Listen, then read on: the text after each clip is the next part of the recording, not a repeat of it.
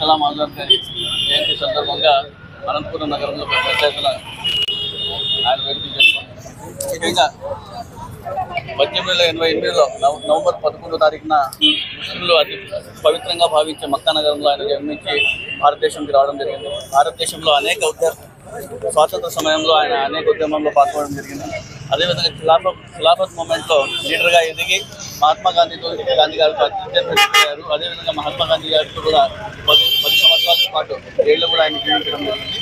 ఈరోజు ఆయన ఒక రైటర్గా, జర్నలిస్ట్గా, పోయిట్గా అనేక విధాలుగా ఆయన చేసుకోవడం జరిగింది.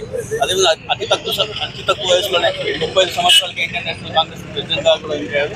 అదేవిధంగా ఫస్ట్ ఎడ్యుకేషన్ మినిస్టర్గా కూడా ఆయన ఈరోజు మౌలానా అబుల్ కలాం ఆజాద్ చేయడం జరిగింది. ఈరోజు ఆయన విద్యకి అత్యంత ప్రాధాన్యత ఇచ్చిన విషయం కూడా మనందరికీ తెలుసు. ఆయన ఈరోజు జన్మదిన సందర్భంగా నేషనల్ ఎడ్యుకేషన్ డే లాగా కూడా మనం అందరూ కూడా చెప్పుకోవడం జరుగుతుంది.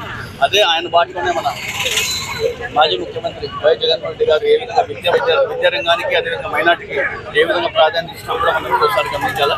విద్యకి ఎప్పటిలో మనం చూసుకుంటే ప్రతి ఒక్క విద్యార్థి కూడా పేదవాళ్ళ విద్యార్థితోనే మంచి భవిష్యత్తు ఉందని చెప్పేసి అమ్మఒడి కావచ్చు, విద్యా దీవెన కావచ్చు, వసతి దీవెన కావచ్చు, విదేశీ విద్య కావచ్చు, అదేవిధంగా స్కూల్స్ రూపురేఖలు మార్చిన ఘనత కూడా వైఎస్ జగన్మోహన్ రెడ్డి గారు.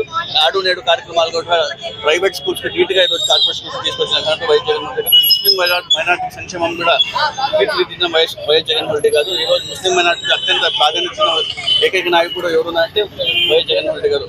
4% రిజర్వేషన్తో అనేక మంది విద్యా రంగాల్లో అనేక ముందుకు రాణించడం జరిగింది. అదేవిధంగా ఈరోజు చూసుకుంటే జగన్మోహన్ రెడ్డి గారు ముస్లింలకు పొలిటికల్ లిఫ్ట్ ఇచ్చిన ఏకైక వ్యక్తి ఎవరన్నా ముస్లిం మన జగన్మోహన్ రెడ్డి గారు. ఈరోజు మనం కూటమి ప్రభుత్వం చూసుకుంటే ఈరోజు ఎడ్యుకేషన్ సంబంధించి కావచ్చు, మైనార్టీకి సంబంధించి కావచ్చు, ఏ విధంగా వీళ్ళు తిరస్కరిస్తూ ఏ విధంగా వీళ్ళందరూ కూడా ముస్లిం మైనార్టీకి విద్యకు ఎంత ప్రాధాన్యత ఇవ్వకూడదు కూడా అవసరం మనందరూ ఒకసారి గమనించాలా.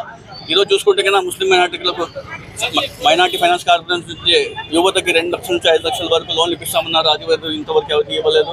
ఇమాం మౌజుల వరకు ఇంతవరకు 5 నుంచి 10,000 మనం గతంలో చూస్తే దానికి కూడా వీళ్ళు ఇంతవరకు కూడా అవి కూడా బకాయిలు అవి కూడా చేరుకోవడం, విద్యా దీవెన, వసతి దీవెన బకాయిలు అవి చెల్లించుకోవడం, అనేక రకాలుగా హజ్ హౌస్లకి ఫండ్స్ కేటాయిస్తామని చెప్పిన అది ఇవ్వకపోవడం, 50 ఏళ్ళ 50 ఇయర్స్ వాళ్ళకి మైనార్టీస్కి పెన్షన్స్ ఇస్తామని చెప్పడం అది ఇవ్వకపోవడం, 5 లక్షల రుణాలు లేకుండా రుణాలు ఇస్తామని లోన్స్ ఇస్తామని అది కూడా ఇవ్వడం.